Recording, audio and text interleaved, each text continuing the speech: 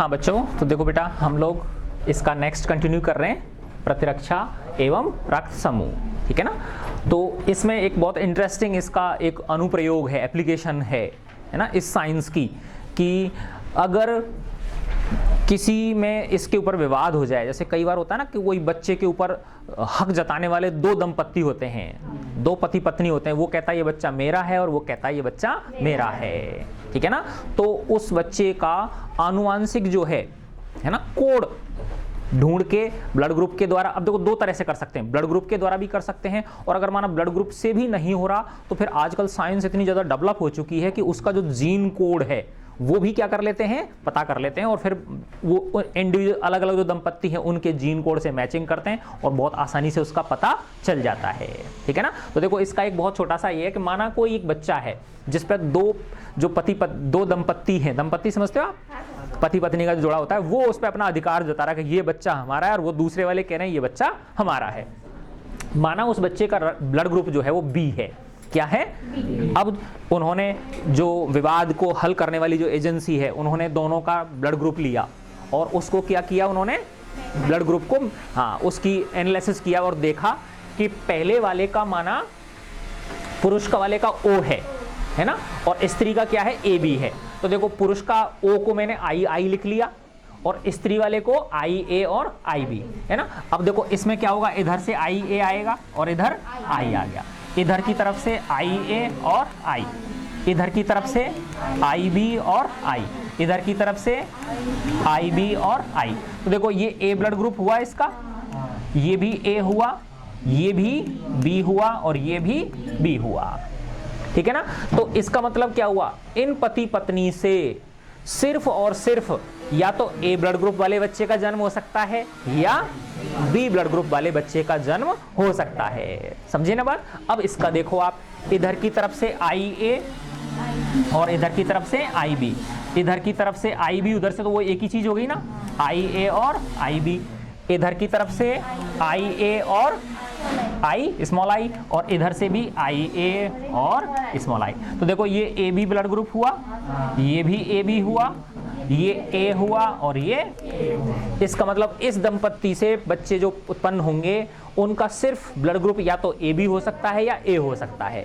अब इससे क्या हो रहा है बताओ, ए और बी ब्लड ग्रुप के बच्चे पैदा हो सकते हैं, इससे ए बी और ए ब्लड ग्रुप के बच्चे पैदा हो सकते हैं। बच्चे का ब्लड ग्रुप क्या है बताओ, बी। तो बताओ फर्स्ट वाले का है वो बच्चा या सेकंड वाले का है, यस। तो विवाद शांत हो गया कि नहीं हो गया, दूसरे वालों को पुलिस पकड़ ले जाएगी ठीक है ना, समझ गए बात। तो इस तरह से एक इसका इंटरेस्टिंग एप्लीकेशन ये है।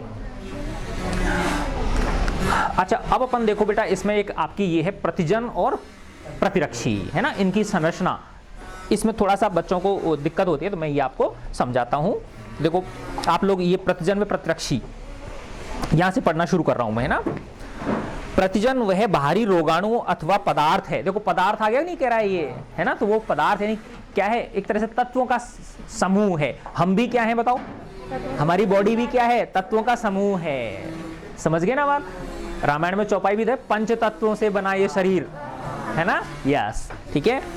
तो प्रतिजन जो है वो बाहरी रोगाणु अथवा पदार्थ हैं जो शरीर में प्रविष्ट होने के पश्चात बी लसिका कोशिका को प्रतिरक्षी उत्पादक प्लाज्मा कोशिका में रूपांतरित कर प्रतिरक्षी उत्पादन हेतु प्रेरित करता है। तो प्रतिजन खुद वो कर रहा है, उसको प्रोवोक कर रहा है, उसको प्रेरित कर रहा है, किनको, जो बी लसिका कोशिकाएं हैं हमारी, उनको किसमें, प्लाज्मा कोशिकाओं के रूप में, है ना।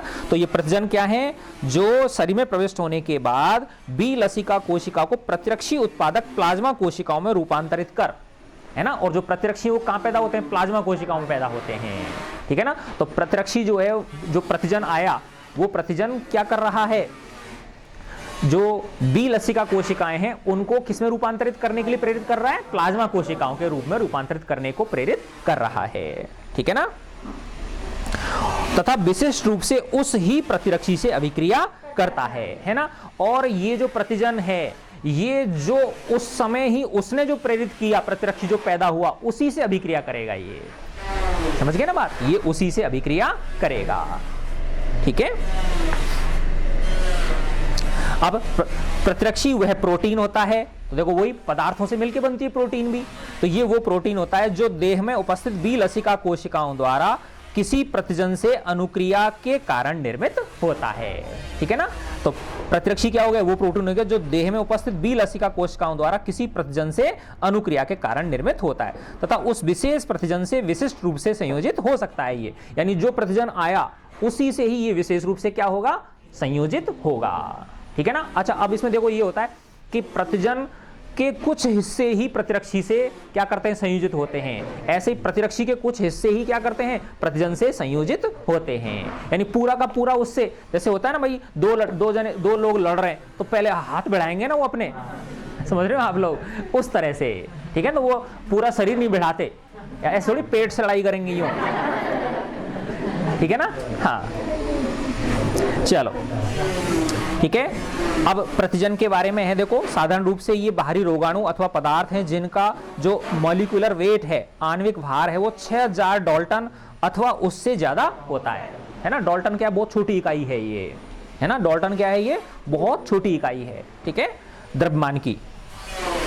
ये विभिन्न रासायनिक संगठनों के हो सकते हैं, प्रोटीन, पॉलीपेप्टाइड, लिपिड और न्यूक्लिक अम्ल। ठीक है ना।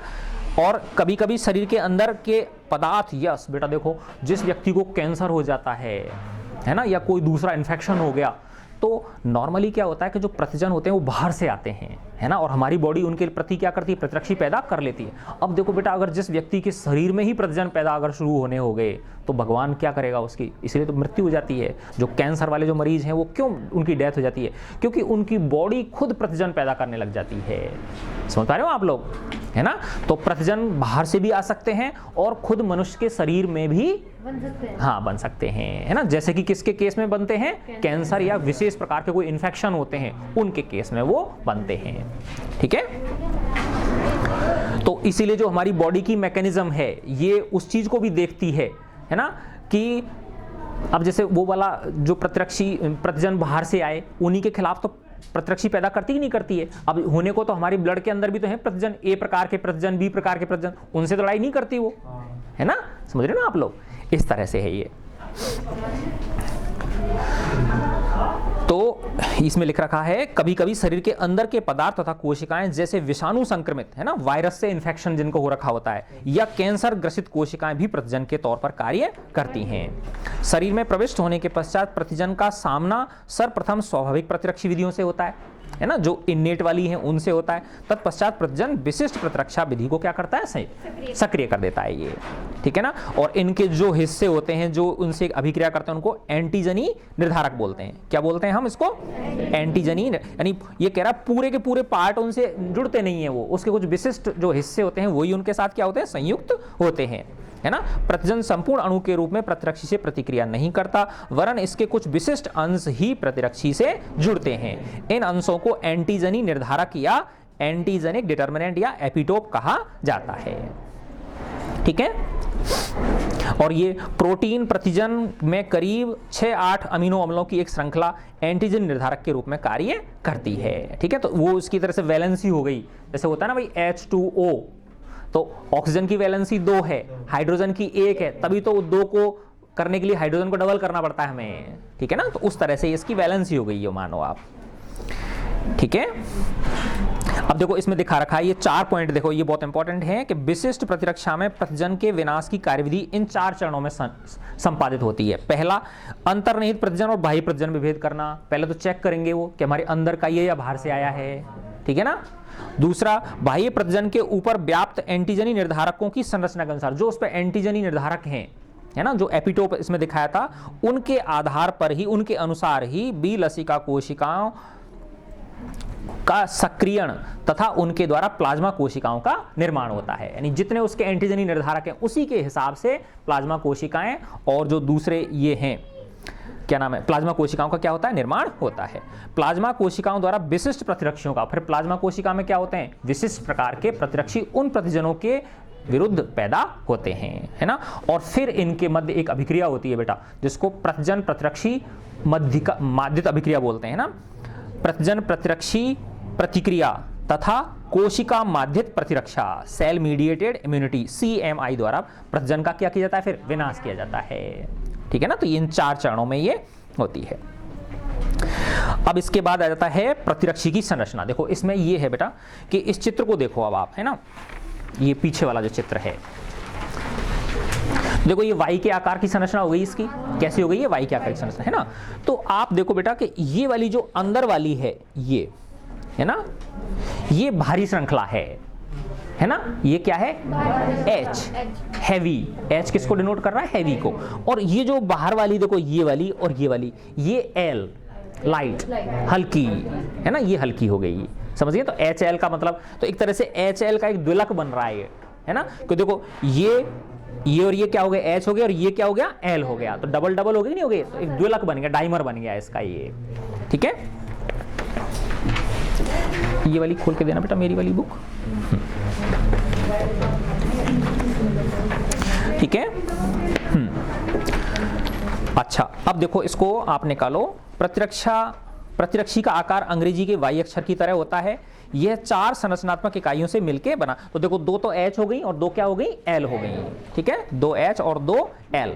एक भारी व एक हल्की श्रृंखला मिलकर HL डाइमर बनाती है। तो देखो एक भारी और एक हल्की, ये एक HL द्विलक हो गया और एक HL द्विलक ये हो गया, ठीक है ना। तो 2 HL डाइमर बनाती है ये। 2 द्विलक मिलकर एक प्रतिरक्षी का निर्माण करते हैं, ठीक है ना। दूसरे शब्दों में कहें तो एक प्रतिरक्षी अणु 2 समरूपी अर्धांशों से मिलकर बनाओ। तो ऐसे कर दो तो बिल्कुल सेम इधर की तरफ है और सेम इधर की तरफ है, तो समरूपी अर्धांश बन गए, नहीं बन गए इसके ये। प्रत्येक अर्धांश एक H व एक L पॉलीपेप्टाइड श्रृंखला। पॉलीपेप्टाइड का मतलब वही है, ये कार्बन, हाइड्रोजन और अन्य प्रकार के पदार्थों से मिलकर ये बनी होती हैं, ठीक है ना। तो पॉलीपेप्टाइड श्रृंखला से मिलकर बना होता है। हर अर्धांश में पाई जाने वाली H तथा L श्रृंखलाओं को भी डाइसल्फाइड बंध द्वारा परस्पर संयोजित। अब देखो यहाँ, यानी एक ये हल्की और एक भारी, देखो SS से बंध रहे ना ये, इसमें देखो आप SS लिख रहा होगा, डाइसल्फाइड बंध हो गया ये। ऐसे इधर की तरफ भी क्या है? ये डाइसल्फाइड बंध होता है। और ये आपस में भी डाइसल्फाइड बंध से, जो दोनों H हैं, ये आपस में भी देखो बीच में दिख रहा होगा आपको, ये दोनों भी डाइसल्फाइड बंध से बंधी हुई होती हैं, ठीक है ना।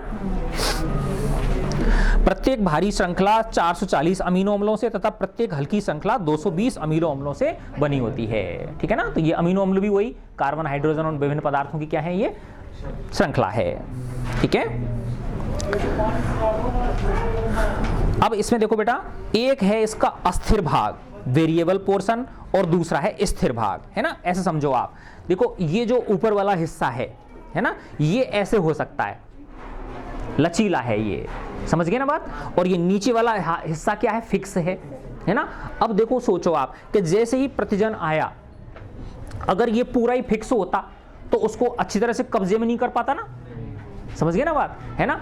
तो ये हिस्सा क्या है? ऊपर वाला वेरिएबल है ना। तो उसके साथ ये लचीला होने की वजह से उस प्रतिजन को पूरी तरह से अपने कब्जे में ये ले लेता है उसको, ठीक है ना। तो ये नीचे वाला स्थिर भाग हो गया और ऊपर वाला कैसा हो गया? अस्थिर भाग हो गया।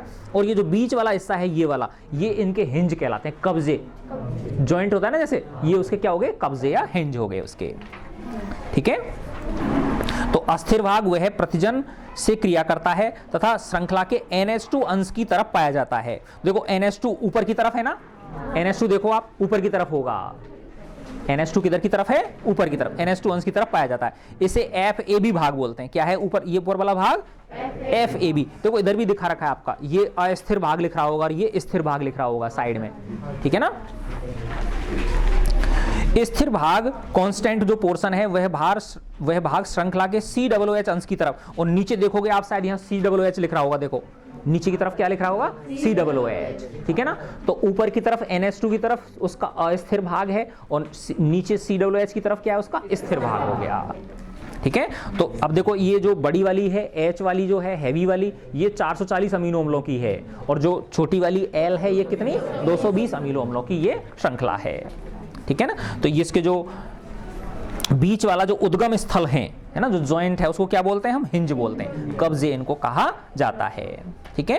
लचीले होने के कारण, देखो इसमें दे रखा है ये, लचीले होने के कारण हिंज प्रतिरक्षी के अस्थिर भाग को प्रतिजन के छोटे बड़े अणु समाहित कर अभिक्रिया करने में मदद करता है। तो ये छोटे बड़े सबको क्या कर लेता है? उनको समाहित करके एक तरह से उनको अपने उसमें एब्जॉर्ब वो कर लेता है। ठीक है, अब देखो प्रतिरक्षियों के प्रकार, इसको आईजी लगता है ना इनमें सब में, देखो आईजी इम्यूनोग्लोबिन को करता है ये शो। किसको शो करता है ये? आईजी इम्यूनोग्लोबिन, ठीक है ना, इम्यूनोग्लोबिन। तो आईजीजी यानी गामा प्रकार का हो गया, गामा प्रकार का प्रतिरक्षी हो गया। आईजीएम यानी म्यू प्रकार का प्रतिरक्षी हो गया। आईजीए अल्फा प्रकार का प्रतिरक्षी हो गया। ओके, और ये ई एप्सिलॉन प्रकार का, नाम दे दिए इनको अलग अलग इनकी, ठीक है ना। और डेल्टा आईजीडी हो गया। अब इनके कुछ वो हैं भाई, ये कौन सा कहाँ पे पाया जाता है, ठीक है ना। तो देखो इसमें मोटे मोटी चीजें आप समझ लो, ज्यादा परेशान होने की बिल्कुल जरूरत नहीं है आपको। कि इसमें देखो ये बताया इन्होंने कि आईजीजी जो है, आईजीजी गामा वाला है ना, ये फर्स्ट जो है, तो आईजीजी देह की प्रमुख संवहनीय प्रतिरक्षी है। संवहनीय मतलब जो रक्त के साथ पूरे बॉडी में क्या करता रहता है ये, हाँ, संवहन करता रहता है, ठीक है ना।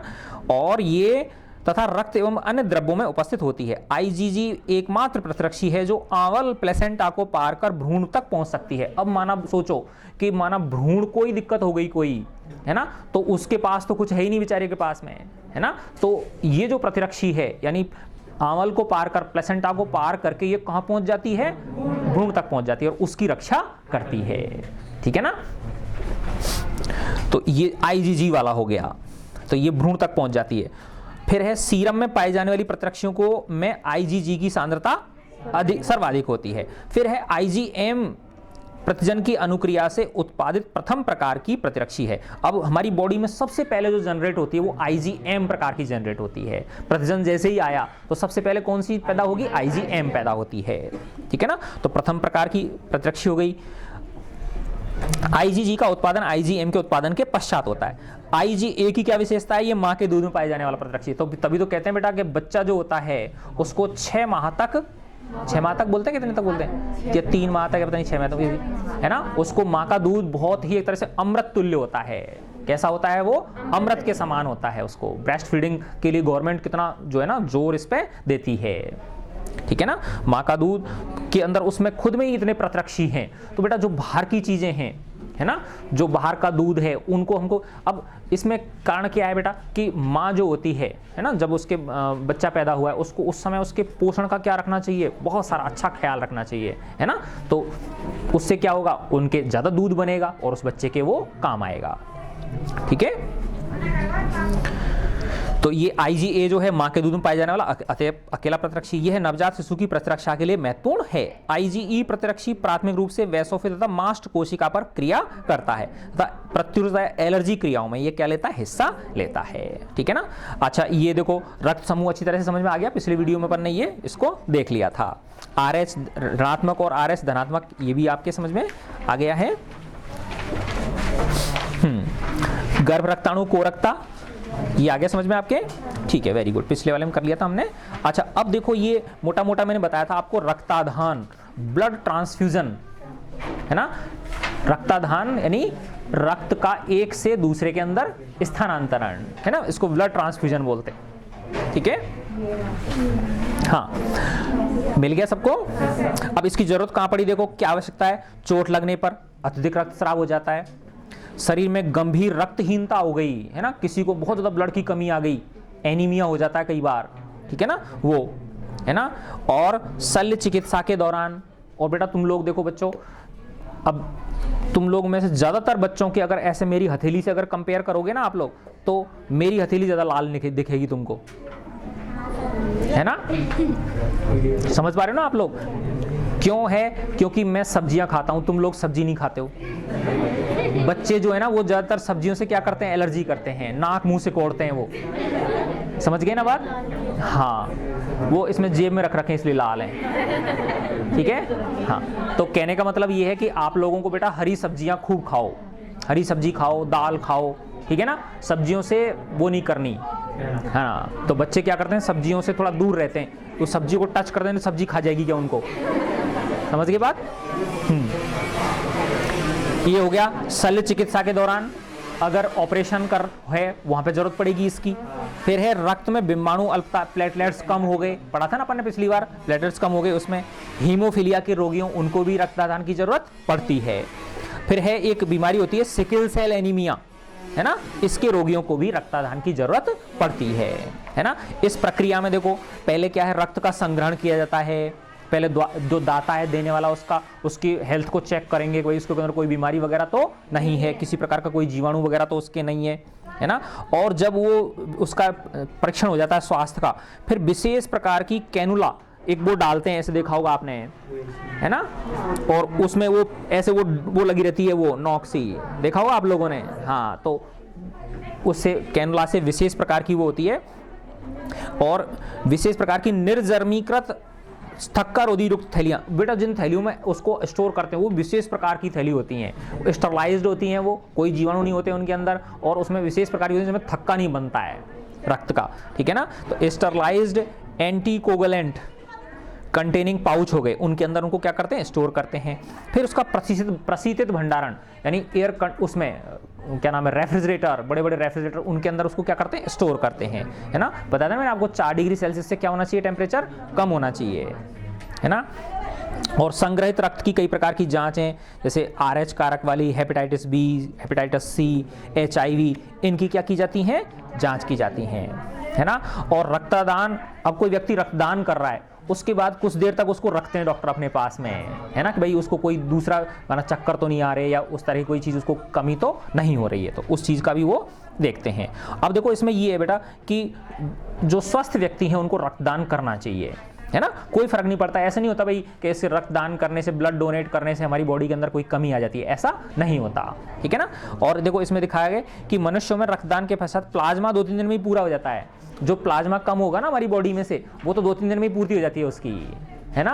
और जो बाकी का है, ठीक है ना, तथा औसतन 36 दिवस में जो रक्त कोशिकाएं वो वापस से नॉर्मल हो जाती हैं। तो इस कुल मिला के ये मान के चलो 35-36 यानी 1-1.25 महीने में नॉर्मल हो जाता है आदमी, ठीक है ना, फिट हो जाता है, बिल्कुल फिट तो पहले भी रहता है, यानी पहले वाली स्थिति उसकी आ जाती है, ठीक है। हाँ, अब है आधान, ट्रांसफ्यूजन।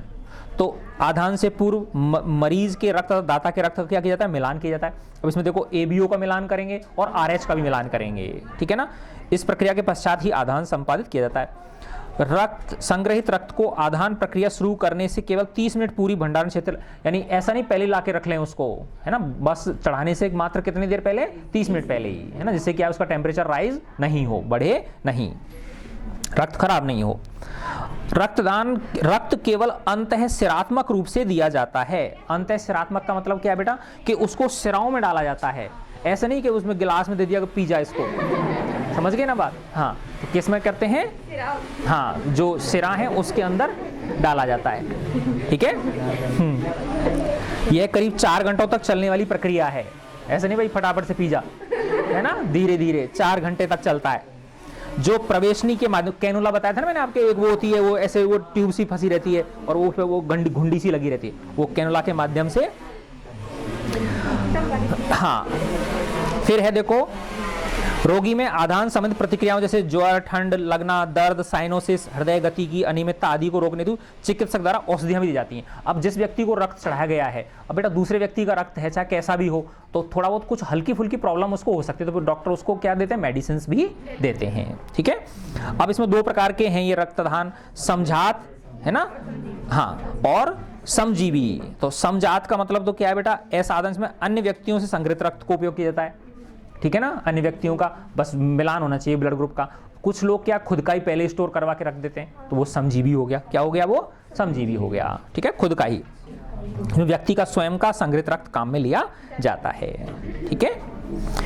अच्छा, इसके दौरान देखो बरती जाने वाली सावधानियां, सावधानी बताया था मैंने आपको, ABO का मिलान, प्रतिजन का मिलान उसका, ठीक है ना, ABO का मिलान हो गया, और कोई रोग कारक या हानिकारक तत्वों की जांच करना, वो भी नहीं है तो नहीं उनके अंदर, और दोनों का RH कारक मिलान करते हैं, और प्रशीतित भंडारण करते हैं उसका। संग्रहित रक्त को संदूषण से बचाना, उसको किसी प्रकार का, मैं पता हॉस्पिटल में था ना, मैंने बताया आपको SMS हॉस्पिटल के अंदर, तो वहाँ ब्लड बैंक वगैरह हमारे अंडर में आती थी, तो कई बार जैसे बिजली में कोई फॉल्ट हो गया, है ना, तो वो तुरंत उनके कॉल आते थे कि सर हमारा ब्लड क्या हो जाएगा, खराब हो जाएगा, तो हम दूसरा अल्टरनेट लाइन डाल के उसको तुरंत क्या करते थे, उसकी सप्लाई चालू करते थे, क्योंकि कुछ टाइम में टेम्परेचर उसका क्या होता है, राइज हो जाता है, तो ब्लड के क्या होने, खराब होने की संभावना रहती है, तो बहुत ध्यान रखना पड़ता है उन चीज़ों का, ठीक है। अच्छा, अब देखो आधान के दौरान बरती गई असावधानियों से निम्न रोग या संक्रमण हो सकते हैं। एचआईवी का संक्रमण, भाई किसी को एचआईवी से ग्रसित है वो, उसका अगर चढ़ गया रक्त तो एचआईवी हो जाएंगे, नहीं हो जाएंगे हम लोग, तो इनका ध्यान रखा जाता है, ठीक है ना। और ये HIV-1 और ये HIV-2 का संक्रमण, ठीक है, ये इनको तुम लोग पढ़ लेना। आनुवांशिक महत्व मैंने तुमको बता दिया। और अंगदान और देहदान, देखो बेटा कितने सारे लोग हमारे देश में विभिन्न प्रकार की बीमारियों से ग्रस्त हैं, ठीक है ना। तो मरने के बाद तो ये बॉडी किसके काम आती है? किसी के काम नहीं आती बेटा, राख हो जाती है। तो कई लोग, पता है आप लोगों को, मेडिकल कॉलेज जो होते हैं वहाँ पे, मेरी जो डॉक्टर हैं बड़ी वाली, वो बताती हैं उनको फर्स्ट ईयर में बेटा उनको वो करने पड़ते हैं, डेड बॉडी के ऊपर क्या करने पड़ते हैं, उनको प्रैक्टिकल्स करने होते हैं, ठीक है ना। तो जब डेड बॉडी को उनकी एक वो अलग से वो है, वहाँ रखी रहती हैं डेड बॉडीज, और उसमें लिक्विड के अंदर डूबी रहती हैं। वो किसके अंदर डूबी रहती हैं? लिक्विड के अंदर। उस लिक्विड से जब उसको बाहर निकालते हैं तो उस लिक्विड में से क्या है, मतलब आंखों के अंदर जलन होती है। क्या होती है? तो पहली बार बताते हैं कि जो पहले दिन जब बच्चे जाते हैं ना उसके अंदर, डाइसेक्शन हॉल बोलते हैं उसको, तो ज़्यादातर बच्चे क्या हो जाते हैं बेहोश हो जाते हैं, ठीक है ना। कईयों को बेहोश में तो चक्कर आने लग जाते हैं, फिर बाद में 2-4 दिन बाद उनको सब वो नॉर्मल हो जाती है। तो उनके पास वो औजार होते हैं, पूरा काट के फिर हार्ट को निकाल लेते हैं, ऐसे देखते हैं, अच्छा यूं कर रहे हैं ऐसे समझ गए ना बात। फिर बड़े मज़े आते हैं उन लोगों को करने में, हाँ ठीक है ना। हाँ बहुत मज़े आते हैं बेटा, बहुत इंटरेस्टिंग वो है भाई, पूरे बॉडी के ऑर्गन्स को देखना, और फिर जब सब कुछ देख दाख के 3-4 घंटे का प्रैक्टिकल हो जाता है, फिर उसको वापस से सिल के बंद करते हैं, समझ गए ना बात। तो सारा सब कुछ उनको सिखाया जाता है, ये सारी चीजें। तो अंगदान और देहदान, ठीक है ना। एक निष्प्राण देह से करीब 50 जरूरतमंद लोगों की मदद की जा सकती है ना। अब देखो बहुत सारे बेटा ना चाहते हुए देखो एक्सीडेंट हो ही जाते हैं, नहीं हो जाते हैं अगर, तो ब्रेन डेड जो व्यक्ति होते हैं उनकी बॉडी अगर वो डोनेट कर दें तो उनके बहुत सारे अंग दूसरे लोगों को लगाए जा सकते हैं, है ना। तो लोगों में इसकी क्या है, अब देखो भगवान ने बेटा जो करना था वो तो हो गया, अब तो वो व्यक्ति वापस तो जिंदा हो नहीं सकता, ठीक है ना। दूसरा, कई जो स्वस्थ हैं, है ना, और माना उनकी वो जाती मृत्यु होती, कितने सारे उनको बच्चों को जरूरत है प्रैक्टिकल करने की, है ना, तो उनको बॉडी क्या करनी चाहिए, दान कर देनी चाहिए, है ना। तो उससे क्या होगा, मेडिकल कॉलेज में बच्चे आपकी बॉडी के ऊपर क्या कर सकते हैं, प्रैक्टिकल कर सकते हैं, है ना। मेरी डॉटर को कहा मैंने कि मैं भी करूँगा, तो बोले नहीं पापा बच्चे बहुत जो है ना बहुत बुरी तरह से चीरते हैं उसको मैंने क्या फ़र्क पड़ रहा है, मरने के बाद क्या पता चलता है कौन क्या कर रहा है, लेकिन बच्चे आपकी बॉडी को यूज करके वो सीख रहे हैं, इससे बड़े और गर्व की बात क्या हो सकती है। आई का होता है बेटा, है ना, आई जो है ना वो बात रहती है तो उसको डोनेट कर सकते, कितने सारे अंधे लोग हैं जो उनको ज़रूरत होती है इनकी, तो इसके ऊपर क्या है, बहुत ज़्यादा जागरूकता फैलाने का वो है, ठीक है ना। तो देखो इसमें आँखें, गुर्दे, किडनी, है ना, यकृत, लिवर आदि हमारी मृत्यु के पश्चात भी किसी जरूरतमंद व्यक्ति के जीवन में क्या ला सकते हैं, सुख ला सकते हैं। इस दान को सात्विक श्रेणी का दान कहा गया है, इससे बड़ा कोई दान नहीं है, ठीक है ना, इसलिए पवित्र दान है। अब देखो ये है इसमें कि हम भारत में हमारे देश की बात कहें तो 2 लाख गुर्दे दान करने की आवश्यकता है हर वर्ष। कितने? 2 लाख किडनी चाहिए, ठीक है ना। मौजूदा समय में प्रतिवर्ष 70,000 से 80,000 गुर्दे ही मिल पाते हैं, जो कि चाहिए कितने, 2 लाख, ठीक है ना। इसी प्रकार करीब 50,000 लोग हर वर्ष हृदय प्रत्यारोपण की आस में रहते हैं। हार्ट जो होता है ना उसके ट्रांसप्लांट की उसमें बैठे रहते हैं, उनका हार्ट काम नहीं कर रहा। कितने? 50,000 लोग, ठीक है ना। परंतु उपलब्धता केवल मात्र 10 से 15 की है। 50,000 लोग बैठे हुए और मिल कितने से रहे हैं, 10 और 15 ही मिल रहे हैं बस खाली ये, है ना। तो बहुत बड़ी इनकी आवश्यकता है। प्रत्यारोपण के लिए हर वर्ष भारत में 50,000 लीवर की आवश्यकता है, 50,000, ठीक है, परंतु केवल 700 व्यक्तियों का ही यह मौका मिल पाता है। तो यही स्थिति लगभग सारे ही उनकी है, ठीक है ना। तो ये अंगदान और देहदान, ठीक है। और ये मनाया जाता है ना अपने अंगदान दिवस, कब मनाया जाता है बताओ? 13 अगस्त को। भारत सरकार हर वर्ष 13 अगस्त को अंगदान दिवस के रूप में मनाती है ना। और अंगदान देहदान कौन कर सकता है? कोई भी कर सकता है, ठीक है ना। तो कई लोग तो बेटा अपनी मृत्यु से पहले ही वो लिख के दे जाते हैं कि भाई मेरी बॉडी को डोनेट कर दिया जाए, मेरी ये बॉडी डोनेट कर दी जाए। कई जो स्टार होते हैं, है ना, फिल्म एक्टर्स होते हैं या समाज सेवी जो होते हैं वो लोग ऐसा करते हैं जैसे कि लोग और लोगों को क्या मिले, उससे प्रेरणा मिले ऐसा करने से, ठीक है ना। और अगर माना नहीं भी करे तो जब व्यक्ति की मृत्यु हो गई तो उसके जो परिजन होते हैं, जो उसकी पत्नी होती है या पत्नी मरी है तो पति है, या जो बच्चे हैं उसके जो जस्ट नीचे आगे वाले होते हैं, वो अपनी सहमति से उसकी बॉडी को क्या कर सकते हैं, डोनेट कर सकते हैं।